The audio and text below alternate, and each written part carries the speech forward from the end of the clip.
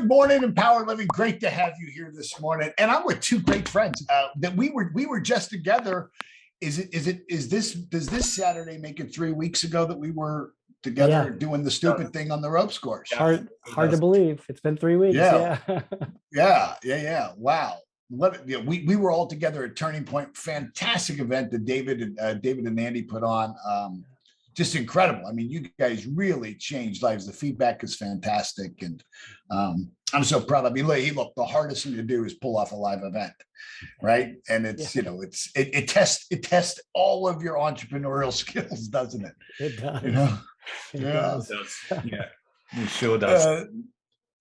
So David McGlennen is part of our six-figure mentorship program and specializes in helping organizations in the areas of leadership and culture. And of course, if you don't know Andy Hall, then you must have just joined the page yesterday. Andy Hall is just a giant in our community, leads the Empowered Living community, and also is one of our six-figure mentors in the lane of coaching. But on But for you, your call is May 21st, May 21st at 8 a.m. Yeah, May 21st at 8 a.m. Exactly. So you're not going to want to miss David's call, and Andy's going to be on kind of co-hosting. David, when we think of culture, right? Mm-hmm. We think of big. At least for me, I think of big companies, right? Big companies have culture. I know when I had, my small cleaning business when I first started, the idea of culture didn't even register to me. And I didn't even think I had a culture. And then as I grew, I realized, oh my goodness, I wasted 3 or 4 years where I could have really entrenched a culture. And I had to do a lot of backfilling. How do you define what culture is in an org? Like, what is it's kind of like what attitude is. What is culture? Yeah. How do you define it? Yeah, so I define it really as how we do things around here, because at the end of the day, it's really how we're getting our jobs done and how we're doing what we're doing. So a lot of times when I'm working with an organization, I'm going to be working with them to define their way. Like, what is that way that you're doing things, and what are those behaviors that lead to your success? So that's how I define it. When you think about it, is it that how we do things around here? Is it the technical things around how we do things, or is it about the attitude and the spirit in which we do it? Yeah, I think it's a little bit of both, to be honest. But a lot of it is the spirit in which we're doing it, because if we think about like one of the behaviors that most of my clients will put into their way statement or their fundamentals is practice blameless problem solving. So how do we do that? How do we practice blameless problem solving? And I know that I don't want to give too much away, but when you join us on Saturday, next Saturday, you're going to kind of understand this framework. But it is a lot about our attitudes. It's a lot about how we do what we do, even the technical spots. No, Andy, I know that you were in retail for years. Yeah. And my goodness, I think because retail is touching the consumer in a public facing way every single day, when culture's bad, man, oh my goodness, you feel it, don't you? I mean, and how were you managing around culture? Well, it's really interesting, Paul, because actually I experienced working when I felt I got really good in the leadership space, probably towards the last 7 or 8 years of some senior leadership roles. I worked with my team. Every time I joined a new team, I'd invest 2 to 3 days up front with my people, helping to devise what our culture was going to be, what are the values that we were going to work by, and what was it we were going to aim for over a 12 or 18 months period of time, like casting a vision and how we're going to bring that vision to life. And that was when I felt I was at my best. But the biggest challenge I found, that when you're trying to create a culture at a relatively senior level, and there's an important word there, relatively, not the most senior, right? If the most senior person in the organization, i.e. the CEO, doesn't get it, then you've got, as a leader, I think, real challenges, because ultimately, David and I have talked about this before, the CEO in an organization of 5 or 10 or 15,000 strong, in my opinion, will dictate the culture. What he or she says and how they be will emanate all the way down to the shop floor, and that will impact the customer. And I often try to find myself trying to divert that and trying to create that when sometimes it wasn't always brilliant above me. You know, before the start of the show, Andy and David and I were talking about the stock market and investing. I think we all kind of have that in common as kind of just an interest, right? I mean, I think, you know, part of it is, you know, all of us have the appropriate amount of gray hair that we now, you know, we're thinking about the stock market in maybe a different way, right? We might be buying less Bitcoin and, you know, more Caterpillar. But one of the things that I was really amazed by is that how cruel a market can be when a company drops on culture. And I'll give you an example. If you can remember, it was about 3 or 4 years ago when Uber was going to go public, right? And the CEO had a culture that was pretty toxic. You know, it was you know, like a boys' frat house, right? Just, you know, and then and once the Wall Street bankers caught wind of that, right? That was about it. It wasn't long before, I mean, he lost his CEO-ship of his company. That was it. I mean, and on opening day on the IPO, he wasn't the CEO. That was it. He was out of his own company. And it truly was, I mean, brilliant business guy. Brilliant business guy. I mean, he built a company from an idea to, you know, gosh, I think when it launched, it was a $70 billion valuation or something. He built that company, but he lost it on culture. David, I mean, tell me. We don't realize how important culture is. And I don't care if you have 15,000 employees or if you have one employee and you're it. Because at the end of the day, you have to be able to have a culture that's going to drive your success. And that leads to how you do everything. I mean, you know, how you do one thing is how you do everything. And if we miss it on culture, our organizations just aren't going to compete, especially in today's world. I mean, if you think about the companies that are really intentional about their culture, you think of companies like the Ritz-Carlton, you think of companies like Chick-fil-A, they're incredibly intentional. And that's what separates a good company from a world-class company. Yeah, for sure. Yeah. You know, I would imagine that if you have a really well-defined culture, right? And that culture, you know, I don't care. Look, if you've got a bad culture, it's systemic. And if you've got a good culture, it's systemic, right? But if you've got a good culture and it's systemic, I think where it probably helps you the most is it has to be in recruiting, certainly in retention of clients. But I would imagine, David, that when you're running an organization and your HR team is looking at candidates that's culture driven, when the organization's culture driven, they're not just looking at the people who can do the tasks. They're looking about how we do the tasks, right? Exactly. Then they're looking at people's character in that phase, I would imagine. Yeah, no doubt about it. And, you know, at the end of the day, that can be the factor between getting, you know, A- talent and A+ talent. And in this market that we're in right now, we need the A+ talent. And we need to be able to attract that A+ talent to us. And so it's the difference maker, Paul. It really is. Andy, were you ever able to change somebody? Like when you when you would go in with let's say there's a new team and there's, you know, 5 or 6 people, and you're walking into a busy airport and there's 5 or 6 people in the store. It's their first day, your first day. And I would imagine it takes 5 minutes to know, right? Who's it and who isn't it? Yeah. Was there ever any hope in fixing, or is the best policy, if they can't get with the program, you got to let them go quick? You know, slow to hire, quick to fire.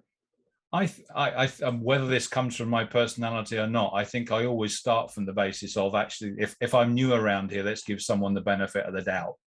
And what I mean by that, I guess, if you're new around here, you set a new set of expectations. You start to create the expectations in your business of how you want to be and the results that you want and how you believe that you're going to get the results.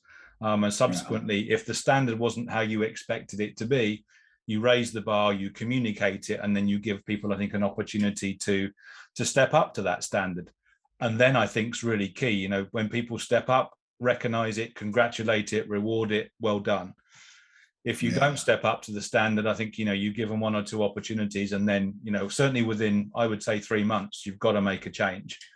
But we talk in the space of culture, don't we? In terms of, I think we do anyway, you recruit for attitude. So if you recruit correctly from the outset, and actually you probably don't recruit for skills because you know that we can train skills, but you often can't train attitude. I don't think. We always talk about only quality people, right? We want to do business with, Paul, and you can from your years in business, straight away 9 times out of 10 whether you're dealing with a only quality person, right? Yeah, absolutely. David, what are some of the things, like you mentioned the Ritz-Carlton and you mentioned Chick-fil-A, and I would say another one would be Home Depot. Home Depot's got a really good culture. I mean, they've got a customer driven culture, right? I mean, it's funny because I hadn't been in Home Depot until I got the dogs. I've been there for years, and then I got dogs, and I found myself, looking for wiring to keep them from eating the bushes. Right. And I forgot how good Home Depot really was. Mm-hmm. How good, how good it is. What are some of the things that companies with good cultures have? What are the signs of good culture? Yeah, that's a great question, Paul. I think one of the best signs is consistency across all locations. I mean, if you think of a Home Depot, if you think of a Chick-fil-A, you think of a Ritz-Carlton, if you go to one, you're gonna get the same experience across all of them. So good. That's so true. So I think there's a myth that culture is this touchy-feely thing. It's not really about ping pong tables and video games. It's about behaviors, and it's about consistency. And it's about process, to believe it or not. I mean, there's a lot of people that when they talk about culture, they're talking about those touchy-feely things. But what I'm going to share on Saturday is a process, and it's a process that can actually be repeated. And so to answer your question, Paul, I'm super passionate about this, but it's a repeatable process, and it's an experience that you can experience from one location to the next. That is so spot on. And I never thought of it as, because I was thinking culture is all the touchy feeling stuff. And I wasn't thinking about the process and consistency. I'll give you 2 examples. Dunkin' Donuts and McDonald's, hit or miss. Yeah. We've got a McDonald's near our house that I just can't go through the drive-through because I can't trust it. Right. I just can't trust it. Right. And I don't know how you can be rude to somebody through a voice box, but they've mastered the art of being rude. and there's some Dunkin' Donuts I go, and there's other McDonald's that I go to, and the crew there and the team there is just, they're excellent, right? And I would imagine that they're probably owned by different franchisees, right, who have a different culture of how they run it. But I also see it in like Dunkin' Donuts. There's times where I've gone into, or maybe Starbucks. Right. Starbucks, I think, has a pretty consistent culture, right? Usually fairly friendly, they're on it, right? They try to get it right. But I've been to some Dunkin' Donuts that, you don't want to sit at the tables because they're filthy dirty, right? And, how somebody, some people have mastered the art of ignoring the customer.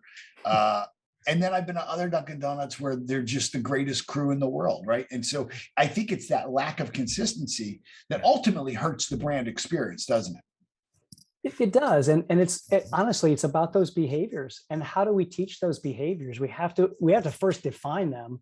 What does it look like to be customer oriented, to be customer focused? What does that look like? And then we have to teach them.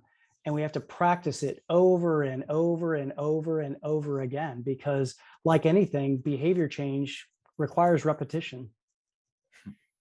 When we think of culture, we are often thinking about the forward facing or outward facing part of our company, but I would imagine that the bigger challenges is when culture goes wrong internally with the internal customer, where there aren't these kinds of defined behaviors and processes for how we interact with each other, with what's an appropriate way to bring forward a problem or a challenge or solve a problem.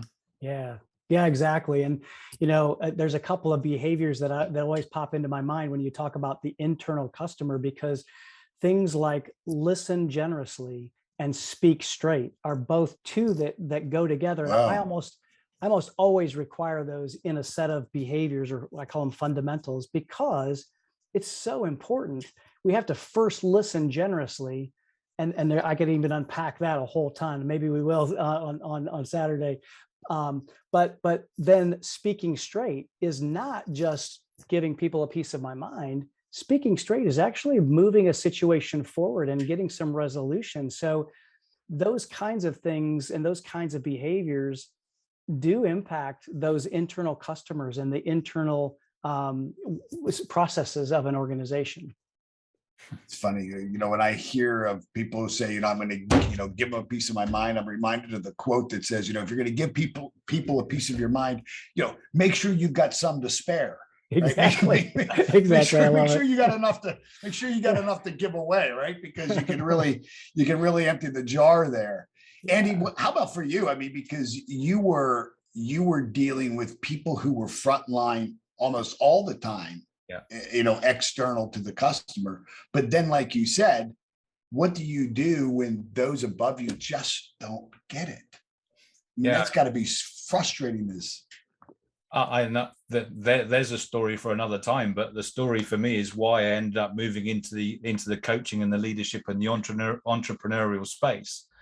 I was crazy enough 9 years to think I could try and influence it and change it. And sometimes in the entrepreneurial space, I've been able to have a small impact on that. But ultimately, that's why I left the corporate space, because I had 3 experiences in 4 years where I felt I was just butting up against the values, my values versus the CEO's values. And when you're not the CEO, you're the casualty. And I was the casualty. And I was unaware when I went for my last corporate interview, because I didn't have the awareness at the time that I would step into the entrepreneurial space.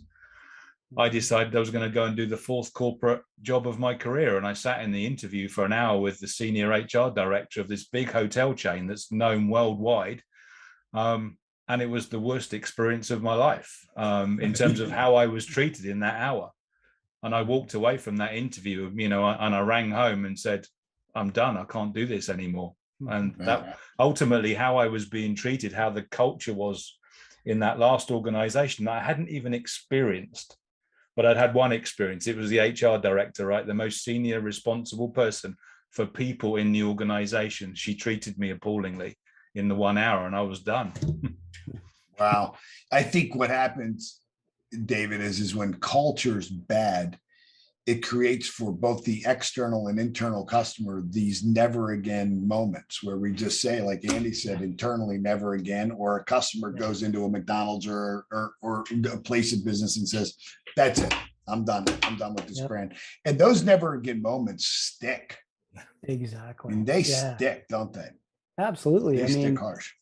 Think of any of those never again moments in your own mind, and what happens? You don't go back. You don't go back to that, or you don't use that company. You stop using the services or the products of those companies. So it's really hard to recover from. So that's why culture is so important. And quite frankly, culture is a leadership function. And if I may, that company never knows. At one point, they're having a conversation about, why are our sales struggling? Why are the numbers going backwards? Yes. Why are people leaving? Right. Yeah. Well, I mean, I think, I think a lot of companies through COVID, I think as employees got out of that everyday environment and realized in some of those cases how toxic it was. Yeah. They said, I'm not going back. I'm just not going back, which has led to what we all know is the Great Resignation. Yeah. It's not that those people resigned and aren't going back into the workforce. They're just not going back to work for those companies. And, so, hey, look, everybody, May 21st, Saturday, 8 a.m., David McGlennen, Andy Hall, culture, leadership. This is the call to be on. David's going to be sharing an 8-step framework, process driven, about the behaviors that create a culture that is winning, that you want to be a part of, driven by consistency. So David and Andy, thank you guys so much. Can't wait for the call. Appreciate you guys. Thanks. Looking forward to it, Paul. Thank you. Be well. Bye-bye. Bye. Bye-bye. Bye.